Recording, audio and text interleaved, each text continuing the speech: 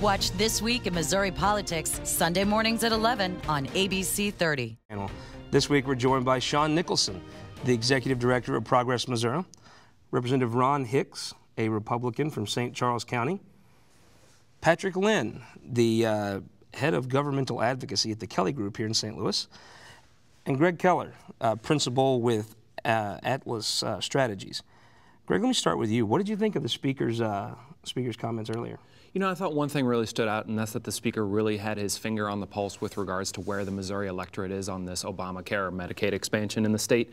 You know, from a policy standpoint, it's a real mess. There was a study out from the New England Journal of Medicine recently. They took a look at Medicaid or Obamacare expansion in the state of Oregon recently.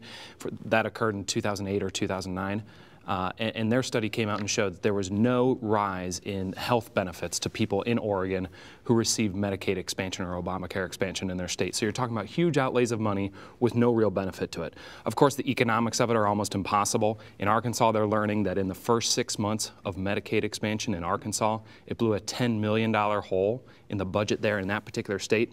And of course, when you look at this politically, it's all but politically impossible here in this state. The guy in Arkansas who sponsored it, Burris, ran for state senate, ran against a guy who he outraised 3-1, who had never run for office before, and Burris lost. So it's politically impossible, it's economically impossible, and I think the speaker's exactly right to say we shouldn't do it here. Sean Nicholson, our viewers who are Twitter followers of yours probably think you disagree about that. Yeah, I think what we just heard from Greg is pretty silly, both in terms of the economic reality and the political reality. We've got champions for Medicaid expansion in the form of Senator Ryan Silvey, who's hardly a hippie liberal. We've got Representative Jay Barnes from Jefferson City, who's hardly a hippie like me. We've got Senator Kit Bond, a champion in this, the Missouri Chamber of Commerce. What Greg has done is totally mischaracterize the studies that have been done about Medicaid and Medicaid expansion. I don't think any one of us here would give up our health insurance voluntarily. We know that health insurance matters. We have 300,000 Missourians in the coverage gap. There's a way to make this happen. It's a morally right thing to do. There's a very clear way to make this happen, and that's why Republicans across the state are supporting it. Patrick Lynn, you are one of the top policy people in the state of Missouri. Is there merit to what Greg just said? Is there an economic downside to the state for Medicaid expansion? I don't believe there is, and I think Medicaid expansion will happen. I think when you look at what Arkansas did not do a straight Medicaid expansion. As you have with a lot of Republican legislators, they think there needs to be a private marketplace-driven Medicaid expansion. That's what they did in Arkansas. They basically gave it to the insurance companies. That's why the costs are more. Ron Hicks, Representative, you were the one at this table in that caucus meeting. You would know the political aspect of it. Is there a path for this? The path everyone wants to take is, of course, reform it. I don't believe we should be throwing money into a system. I'm going to have to agree with Greg 100% on this. We throw money into a system. How do we pay for it in the end? It sounds good for everybody. Yes, I believe that. But our caucus feels this is something that cannot be expanded. It will be the expense of Missourians if we do so. And we're looking more into the reform of it. I mean, how can you expand something without reforming it? So the two could go hand in hand, and that would be the possibility. I really think, Greg, I think if the two sides got together and did that, we'd see a little bit more improvement. Greg, I had a very conservative lawmaker stop me in the Capitol this week, and his point was, can't stand the president or any of his policies, can't think of anything he's done well except Osama bin Laden was killed on his watch. I mean, that's it. That's the only thing he thinks is good. But he said on Medicaid, he believes that we're paying the federal tax dollars into this terrible system, but they're all going other places. Why would we, instead of getting our tax dollars back, give it to California, Illinois? So it's interesting. I mean, that's an interesting perspective from a conservative who wants to expand Obamacare in the state of Missouri. I would certainly posit, and I think he'd rather have his tax dollars back, but since he thinks the IRS will come to his house and take his home, he wants the dollars he has to give anyway back. Right. So this is a disastrous federal program that is on its way towards bankrupting our country as we know it. It has already kicked millions and millions of Americans off of their health care insurance, and I think it's only common sense for conservative lawmakers to say we're not going to expand this. Again, what they tried to do in Arkansas, it was passed by a Democrat governor. Somehow the idea that we're going to come up with a government program that is going to be a bigger government program and that therefore we're going to save more money off of it than the state of Arkansas did, I don't think really passes muster. Again, they're $10 million in the hole after their first 6 months. They were $1 million in the hole after their first month. Every single month that they have been doing it, they have ran a deficit. We're not going to hear woo pig suey from you, is what you're saying. I just think they made a huge mistake in Arkansas, and bear this in mind, mark my words, there's going to be a reckoning in Arkansas on this in a legislative matter. The people who were beating the drum for Obamacare expansion in the state of Arkansas, there's going to be a reckoning on this in the first quarter, maybe second quarter of this year, and I would be very surprised if they don't roll back pretty substantially what they unfortunately did previously. Sean Nicholson, speaking of legislative reckonings, I think there was a general consensus that in the, I think amongst the St. Louis, the media types, there was thought that this session would be kind of focused around Ferguson, and that's not what I heard from the speaker. No, it was really frustrating when the speaker on Wednesday said there will be no Ferguson agenda.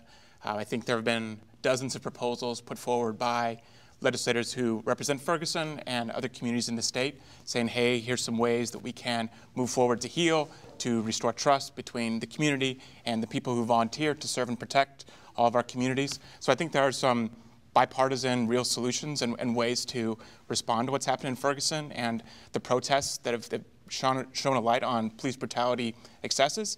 So that was pretty frustrating to hear on Wednesday from the speaker. Senator Schmidt, a conservative senator from St. Louis County, proposed ending the taxation by citation. Is there a liberal opposition to that? Not that I've heard. Ron Hicks, does that pass? I think so. And is that part of a Ferguson agenda? No, I don't think it's full Ferguson. I think it's across the state as far as that goes. You have a lot of small, right here locally. You can right by our airport. Go by there. You'll find out real fast what I'm talking about. But also, I think some of our viewers here on ABC 30 in St. Louis will know that you go through Forrestal, you better tap your brakes, right? I mean, I don't know what their budget is, but a lot of that revenue has to be from tickets. Patrick Lynn, you go to Jeff City a lot. Do you tap your brakes at Forrestal? I do, and I've gotten multiple tickets there too when I haven't tapped my brakes. So it's not just a North County problem. It is. There's the Max Creek is actually in rural Missouri. It's just a government problem. It is. I do think there'll probably be something will pass that dealing with municipal courts and the citations. I don't think it'll be Senator Schmidt's bill. Senator Sifton also has a bill. I mean, I think it could be his bill, but I think it'll be in a different form. I think the municipalities have a lot of influence on the legislature. And I think there's a little pushback to some of that, and I think that'll slow down what the bill actually does. Speaking of some of the electoral politics issues we've discussed, the Missouri Times today put out a poll about the 2016 governor's race. It polled Catherine Hanaway and Tom Schweik, one announced candidate, one highly speculated that will be a candidate, against Chris Koster, an announced candidate for governor, and another speculative one, Senator Claire McCaskill. The poll found Schweik and Hanaway losing by 4 and 6 points to the Attorney General, and it found Schweik and Hanaway both defeating Claire McCaskill by double digits. Does that surprise you, and what does that say about the opportunity and the potential pitfalls the Democrat Party faces? It does not surprise me. Senator McCaskill is a known entity with all Missouri voters. Everyone has an opinion of her. You, for the most part, you either like her or you don't like her. So I'm not surprised. Attorney General Koster, a little less of a known entity. It's probably a little more positive, being Attorney General, former prosecutor, in his current position, so it's not surprising. I think the greatest concern for Democrats is how long does this stalemate on who our gubernatorial candidate is drag on. It needs to be decided as soon as possible, and I think it's the best for... Ron Hicks, you've got to be dreaming about the bills you could not only pass but get signed by Governor Schweik or Governor Hanaway. Absolutely. I mean, you want to talk about moving our state forward? That's what we need. We need it. So it was mentioned earlier about the governor interacting with the legislature. This is my second term. I've seen him over there twice, and each time it's to address the caucus on an issue, or like last night, you know, the inaugural ball, things like that. I haven't really seen him over helping out in policies, in any level for that matter. Maybe it happens behind closed doors. I'm not going to say it's not happening, but it's not happening to where we view it or the public can view it. You know, as a member of the House, I've heard that criticism, and it only gets worse if you talk to a House Democrat. Sean Nicholson, when you look at those numbers from the liberal wing of the party, you know, that would probably not like some of the policies the representative is very excited about passing, what do those numbers say to you? I think they confirm Chris Koster's status as the front runner in this race. He's been an established candidate. He's been very successful statewide, and I think it confirms that people don't like Washington, D.C. very much right now, regardless of who's there and which party. So that's what these numbers say to me. Gregg Keller, I know you you've picked a horse in this race, but You're a political pro, been through the whole state multiple times. What do these numbers say to you? Claire McCaskill's numbers are absolutely abysmal. I think it should serve as a warning to those people who, she's been in Washington, D.C. As we were discussing earlier, it's going to be very difficult for her to separate herself from Barack Obama. I think it should be a cautionary tale to those people here in Missouri who are thinking about passing some of Obama's top priorities here in the state. Also, full disclosure, I do work for Tom Schweik. I don't think it's any particular surprise that Schweik does nominally better in this race than does Catherine Hanaway. He's won twice statewide already, including one of the most smashing and overwhelming electoral victories the state's ever seen in November. Can you give our readers a little peek into, do those numbers mirror something you're seeing in the numbers you get to see, not just with the Schweik campaign, but all over the state? Yeah, I mean, I think it's pretty clear. I think it's all but impossible to make the case that at this point Catherine Hanaway is a better statewide candidate than Tom Schweik is. He's won twice. Are the senator's numbers dismal in your polling that you're Absolutely. seeing as well? Yeah, Claire McCaskill's numbers are pretty terrible. The question isn't whether or not is Claire McCaskill going to run for governor. I think it would be seen as a suicide mission at this point. I think the question is she going to run for Senate re-elect in 2018? And I think the smart money is on the fact that she won't even try to do that. I think her political career of winning elections in this state is over. Patrick Lynn, you're a veteran of statewide campaigns. You're used to seeing the Republicans take these things they're favored in and just absolutely fumble the ball on the goal line. Is it a little bit of deja vu, the seat you're in now, watching this possible run, maybe not run happen? Yes, yeah, you usually have Republicans, their gubernatorial primaries, everyone runs and they beat each other up and then the Democrats come in and win. Look, I still think at this point in time, Chris Koster will be the governor come 2017. I'm confident in that. Is there anything in statewide Republicans' history, recent history, that would predict they would get this fortunate and it not be Chris Koster? No.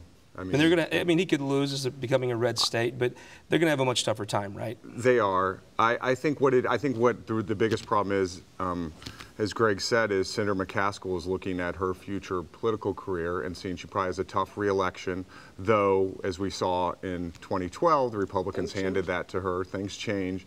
You know, depending on what happens in the presidential race in 2016, a lot can happen with that in 2018. I think Senator McCaskill does care deeply about the state of Missouri and where the government is and the citizens of the state, and she may be looking too that this is a time that maybe she'd like to do more to help the Speaking state. of things that everyone's passionate about, one last question. Will the Rams stay? Sean Nicholson. Doesn't look like it. Representative Hicks, are the Rams going to be here 3 years from now? I'm not thinking so, no.